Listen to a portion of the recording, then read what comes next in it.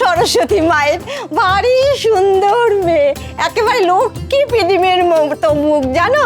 মা মেয়ে দুজনেই খুব ভালো আছে। কর্তামশাই, আমাকে কিন্তু এবার একটা বিচে হার দিতে হবে। আচ্ছা আচ্ছা, নিশ্চয়ই পাবেন। আচ্ছা, আপনারা আপনারা আসুন আসুন, মেয়ে দেখে নিন। আসুন আসুন সবাই। জয় রাধা মাধব, জয় রাধা মাধব, জয় রাধা মাধব।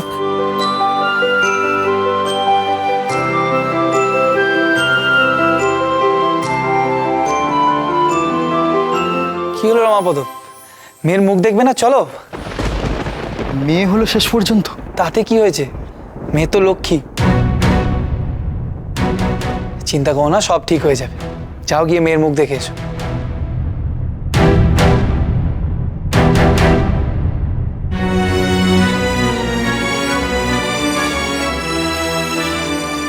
আহা, কি সুন্দর দেখতে হয়েছে রে।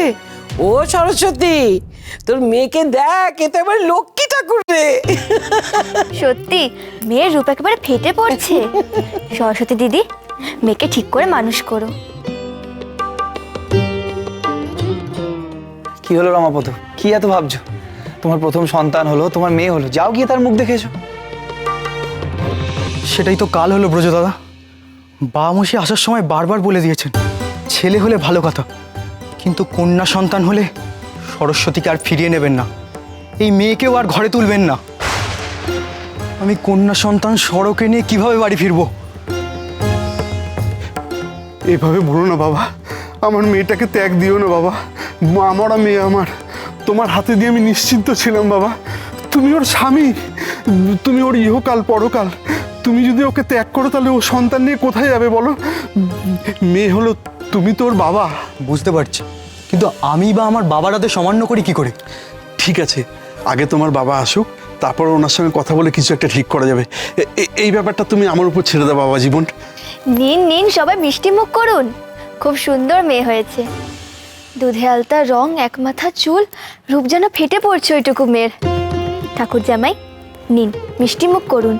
আপনার ঘরে যে লক্ষ্মী এলো, নিন।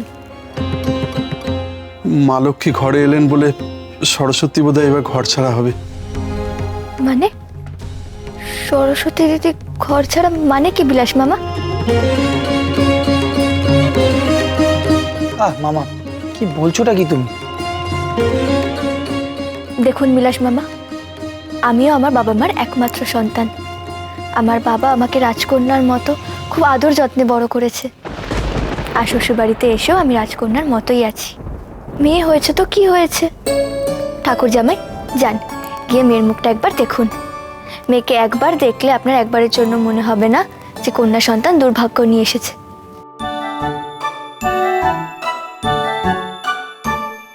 নিন, আগে মিষ্টি মুখ করে মিষ্টি মেয়েটাকে দেখে আসুন।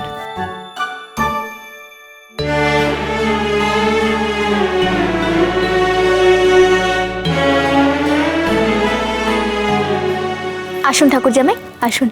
বিলাস মামা, আপনি একবার নাতনিটাকে দেখে আসুন। আসুন।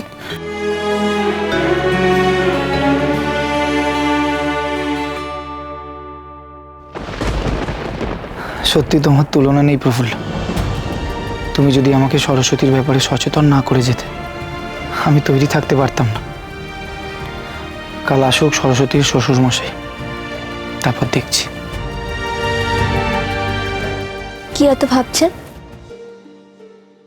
অত ভাববেন না, সব ঠিক হয়ে যাবে। একটা না একটা সমাধানের পথ তো বেরোবেই। একটা সহজ সমাধান তো আছেই সাগর। সরস্বতী চাইলে ওর মেয়েকে নিয়ে সারা জীবনে বাড়িতে থাকতে পারে। ওর আদর আর সম্মানে কোনো ত্রুটি হবে না। কিন্তু সরস্বতী দিদি সেটা চায় না।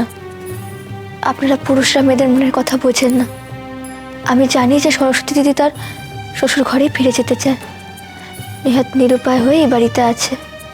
কিন্তু আমার মনে হয়েছে ঠাকুর জামাই মানুষটা ভালো, সরস্বতী দিদিকে খুব ভালোবাসেন। কিন্তু ওনার বাবা মার আপত্তির কথা ভেবে মেয়ে বউকে ফিরিয়ে নিয়ে যেতে পারছেন না, কিন্তু ছেড়েও যেতে চাইছেন না। আমি রমাপদকে ঘর জামাই হয়ে থাকতে বলতে পারি না, ওটা বড় অসম্মানের। কি যে করি বুঝতেই পারছি না। আমি বলি কি, প্রফুল্ল দিদি এক্ষেত্রে সামনে থাকলে কি করতো একবার ভাবুন। সরস্বতী দিদির শ্বশুরবাড়িতে অভাব অনটন খুব, তাই এত সমস্যা। আচ্ছা, আপনি পারেন না তাদের অভাব অনটন দূর করতে? বাবা, মণিমা যাওয়ার আগে আমায় এই চিঠিটা দিয়ে গিয়েছিল আর বলেছিল পিসির বাচ্চা হলে এটা বার করতে।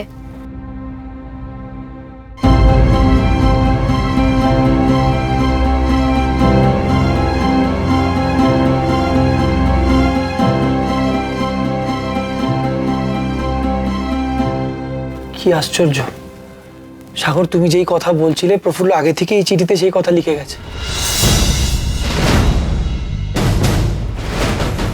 আমি বুঝে গেছি আমাকে কি করতে হবে। আমি বলি কি, আপনারই তো বোন, আপনার এত বড় জমিদারির একটা অংশ যদি সরস্বতী দিদির নামে লিখে দিতেন তাহলে তো সব দিক দিয়ে সুরাহা হতো। আমি জানতাম সাগর আপনাকে এরকমই কুপরামর্শ দেবে।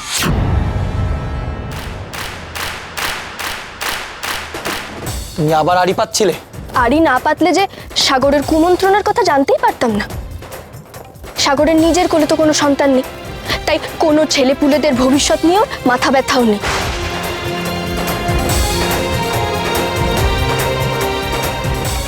জমিদারি, ধন সম্পত্তি সব দান ধ্যান করে উড়িয়ে দিয়ে ও সবার কাছে সুনাম কিনতে চাইছে।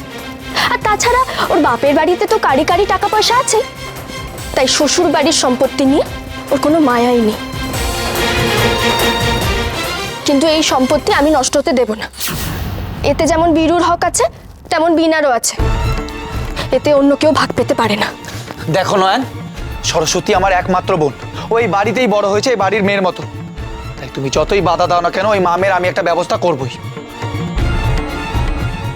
ওই জমিদারির ভাগ পাবে।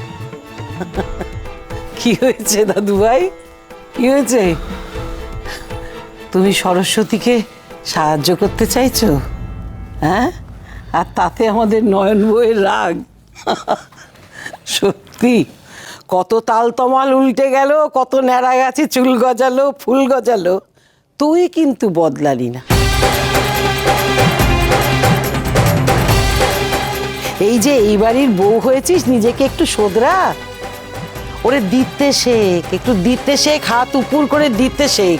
এই জন্যে তো দেখিস না প্রজারা কখনো তোকে রানীমা বলে ডাকে না। এখন মণিমা বাড়িতে থাকলে নিঃশব্দে সব সমস্যা মিটে যেত। থাম থাম, সব কিছুতে শুধু মণিমা আর মণিমা, ওর সঙ্গে আমার একদম তুলনা করবি না। তুমি আর মণিমা সমান নাকি যে তুলনা করব?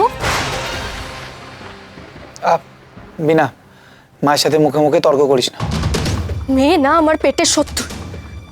আর আপনিও শুনে রাখুন, প্রয়োজনে অপ্রয়োজনে আপনি প্রফুল্লের একটা চিঠি বের করে পড়বেন আর অদ্ভুত সব সিদ্ধান্ত নেবেন, এটা কিন্তু ঠিক হচ্ছে না। একদিন সর্বশান্ত হতে হবে ওর দেখানো পথে চললে। অকারণে আমি কথা বাড়াতে চাই না নয়, আমি ওদের ভবিষ্যৎ সুরক্ষিত করবো, আর এটা আমার কর্তব্য। তাও যদি নিজের মায়ের পেটের বোন হতো। মামা তো বোন, আশ্রিতা। নয়ন,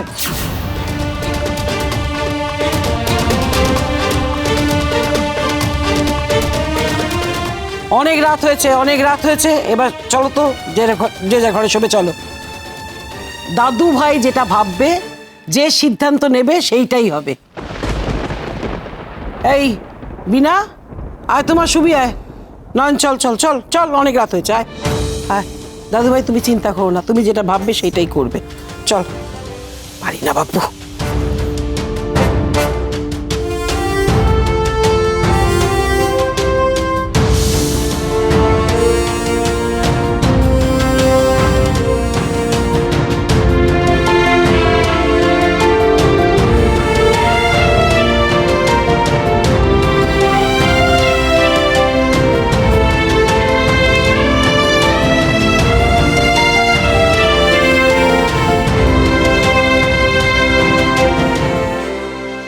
পথ দেখিয়েছো প্রফুল্ল।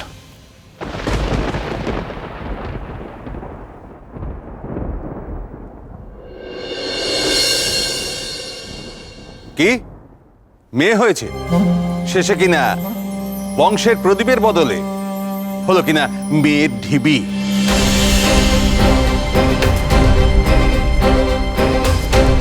আমি আগেই জানতাম যে ও মেয়ে অপয়া।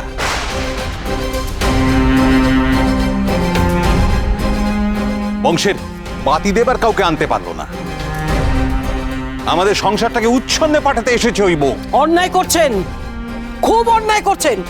বড় স্পর্ধা, আমার বাড়ির উঠোনে দাঁড়িয়ে আমার বাড়ির মেয়েকে যা নয় তাই বলছেন। আপনাদের বংশে সন্তান জন্মাচ্ছে, তাই সেই সুখবর দেওয়ার জন্য আপনাদের ডাকা হয়েছিল, কিন্তু আপনি উল্টে বাড়ি বয়ে এসে আমাদেরই অপমান করছেন। অপমান তো আপনারাই করছেন রায় মশাই। জমিদার হয়েছেন বলে কি আমার ছেলেটাকে আপনারা আটকে রেখে দেবেন? চলো রমাপদ। বেশ করেছি, রমাপদকে আটকে রেখেছি, ও যাবে না। আমাদের মেয়ে কি এতই ফেলনা নাকি যে শুধু শুধু এইভাবে অপমানিত হবে? আপনাদের ছেলেকে এইখানেই আটকে রাখবে, আরো 10 পুরুষকে এখানে বসিয়ে রেখে খাওয়া। ব্যাপারটা এতই সহজ নাকি? দেশে আইন কানুন বলে কিছু নেই? তাহলে যান, গিয়ে আইনের দ্বারস্থ হন। আপনার মুখে এত বড় বড় কথা সাজে না। ভাত দেবার নাম নেই, কিল মারার বিধান। দেখুন, আপনারা কিন্তু আমাকেও কম অপমান করছেন না। আমারও একটা সম্মান আছে। রাখুন তো আপনার সম্মান। দেনার দায়ে ঘটি মাটি সব বাঁধা রেখে সম্মানে ধুনো দিতে এসছেন। আমাদের মেয়ে অপয়া, এত বড় কথা। সাগর, সব কাগজপত্র গিয়ে নিয়ে এসো। আমাদের বাড়ির মেয়েকে অপমান করার ফল কি হয় সেটা আমি আপনাকে বোঝাবো আজ।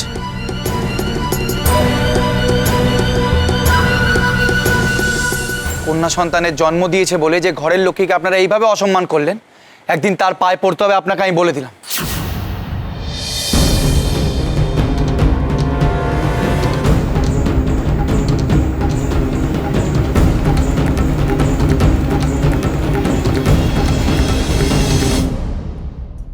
বিয়ের সময় তো আমাদের বাড়ির মেয়েকে গয়নায় মুড়ে দিয়েছিলাম, সে তো তার অর্ধেক গয়নাও নিয়ে আসেনি।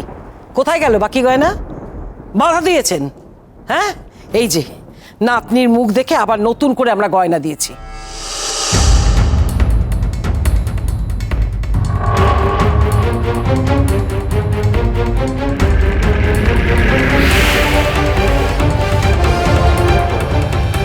তার চেয়েও বড় কথা শুনুন, আপনার বাড়ি নোয়াপাড়ায় যে বন্ধকি কারবারির কাছে বন্ধক দিয়েছিলেন, সেটা এখন আপনার বৌমা সরস্বতীর না।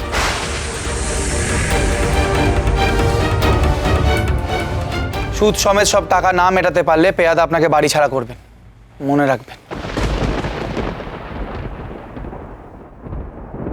ভাগ্নে আমার গোপনে এত কিছু করেছে আমার সরস্বতীর জন্য।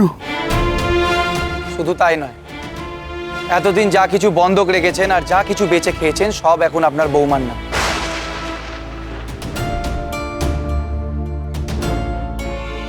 এবার আপনি ঠিক করুন, ভিটে ছাড়া হবেন নাকি জমি পুকুর বসত ভিটে সব ফিরে পাবেন। আপনি আপনার বৌমা আর নাতনিকে ফিরিয়ে নিচ্ছেন কিনা সব তার উপর নির্ভর করছে। সর্বনাশ, সবকিছু এখন এদের হাতে।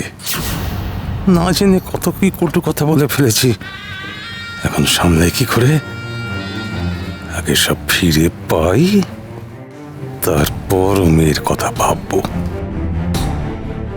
আমাকে আমাকে ক্ষমা করে দেবেন রায় মশাই।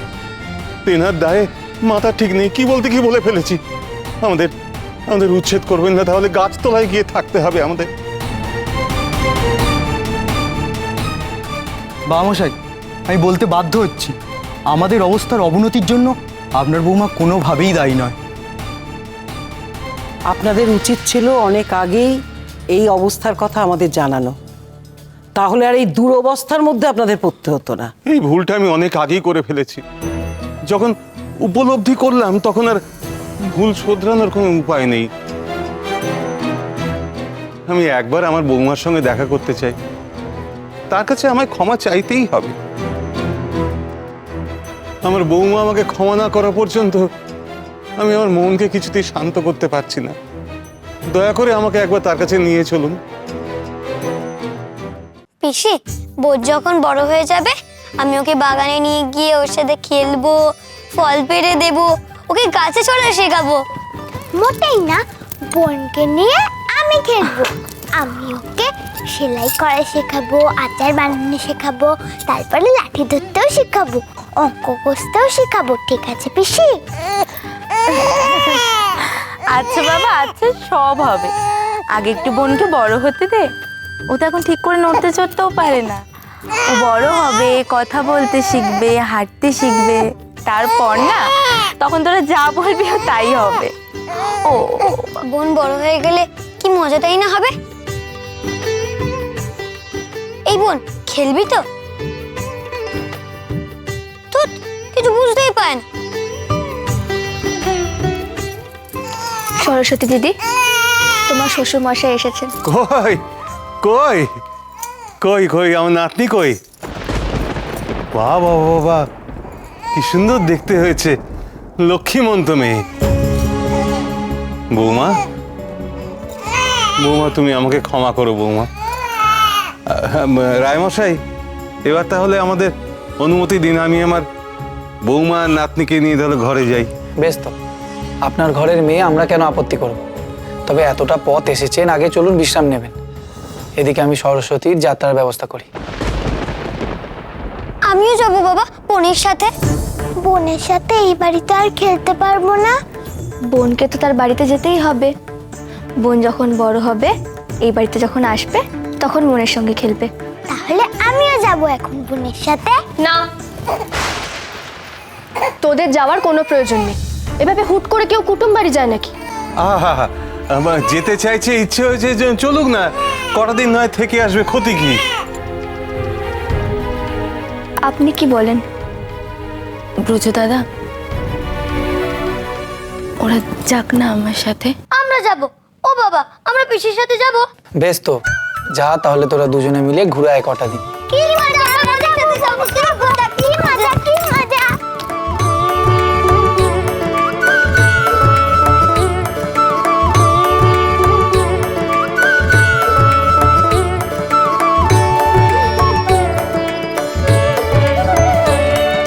তোকে কি সুন্দর দেখাচ্ছে রে সুধা। হ্যাঁ, তুমি আমাকে খুব সুন্দর করে শাড়ি পরিয়ে দিয়েছো। আচ্ছা, এই শাড়িটার অনেক দাম, তাই না? আর আমি যে এত সুন্দর করে বিনুনি বেঁধে দিলাম, কই সেটা তো একবারও বলছিস না। হ্যাঁ রে বিনা, এখানে বসে গল্প তো করছিস, ওদিকে সরস্বতী দিদির কিছু লাগবে কিনা জেনেছিস? কুন্দ দিদি তো আছে সরস্বতী পিসির কাছে।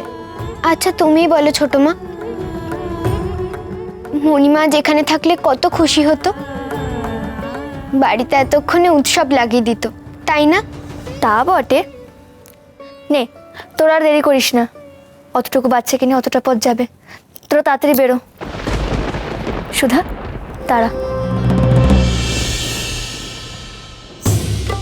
নে, পর দেখি এগুলো। উমা, বলো কি, আমি এত দামি গয়না পরবো? এক্ষুনি তো তুমি আমাকে এত দামি শাড়িটা পরালে, আবার গয়না পরতে বলছো কেন গো? আমার ভুল হয়ে গেছে রে সুধা, তোকে এই গয়নাগুলো আমার আগেই দেওয়া উচিত ছিল। আসলে প্রফুল্ল দিদি হঠাৎ চলে যাওয়ায় আমি দিশেহারা হয়ে গেছি, সব থেকে আমার খেয়াল থাকছে না রে। কিন্তু এসব তো আমার নয় ছোট মা। কে বললো এগুলো তোর নয়? তুই তখন এবাড়ির মেয়ে, এবাড়ির উপযুক্ত শাড়ি গয়না তুই পরবি না? মিনা, তুই আর আমি মিলে গয়নাটা পরিয়ে দিই সুধাকে।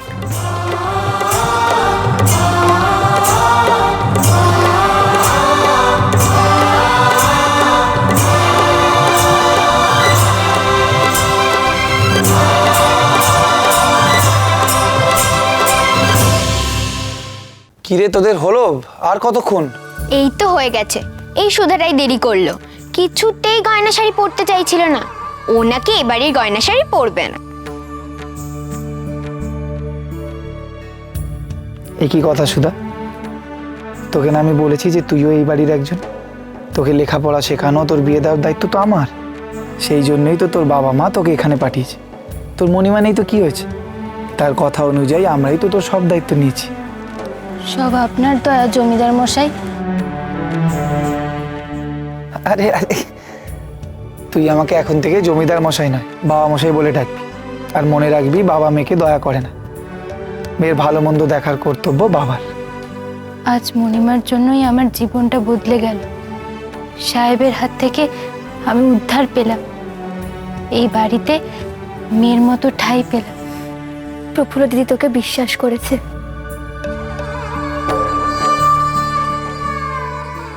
তুই তার বিশ্বাসের মর্যাদা রাখিস সুধা।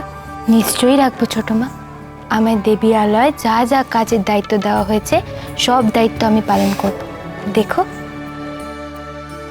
শোন, তোকে কয়েকটা গুরুত্বপূর্ণ দায়িত্ব দিচ্ছি। তুই যে সরস্বতীর সাথে এখনো শ্বশুরবাড়ি যাচ্ছিস, সেখানে তুই কয়েকদিন থাকবি আর চোখ কান খোলা রাখবি। লক্ষ্য রাখবি যে সরস্বতীর শ্বশুরবাড়ির লোকেরা কতটা মন থেকে সরস্বতী আর ওর মেয়েকে গ্রহণ করেছে। কেমন? ঠিক বলেছেন, এই ধরনের মানুষজনদের ওপর কোনো বিশ্বাস নেই। সরস্বতী দিদির শ্বশুর এখানে তার নাতনিকে যতই আদর করুক না কেন, তার বাড়িতে গিয়ে কী রূপ ধরবে তা কে জানে। আর ওর শাশুড়ির ব্যবহার কেমন তাও আমরা জানি না।